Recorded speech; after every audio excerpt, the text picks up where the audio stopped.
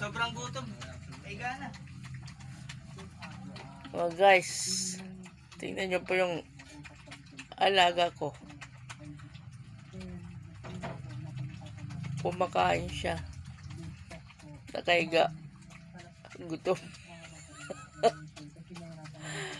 Pinakain ng kuya niya. Grabe, social oh. Nakahiga. Saan ka pa nakakitang kumakain, nakahiga? Ano yan, Ashley? Anong klaseng pagkain mo?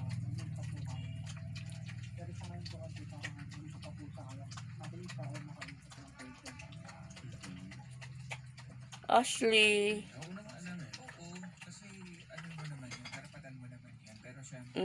Bago tuminto, tayo ka. Klase ka kumakain, nakahiga ah. Para kang ano ah. Ashley.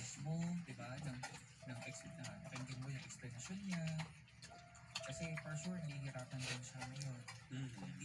Katulad ko din na nahihirapan siya kasi nga may mga ganitong senaryo at saka ayun, in-admit naman niya. Grabe.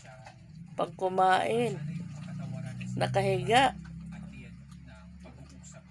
Di talaga tumayo oh. Kapag hindi sila nakapag-usap ng kapag sobrang mag-overthink and Linisin mo yan ha. Ganyan pag kumain yan.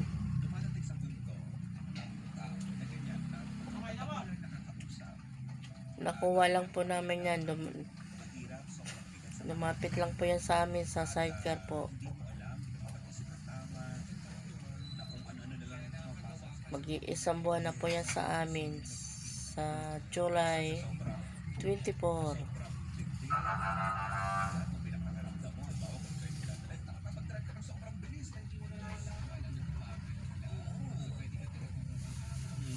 Kaya kung maaari, ibigyan natin ng oras yung mga ganito Ang galing ah. natin.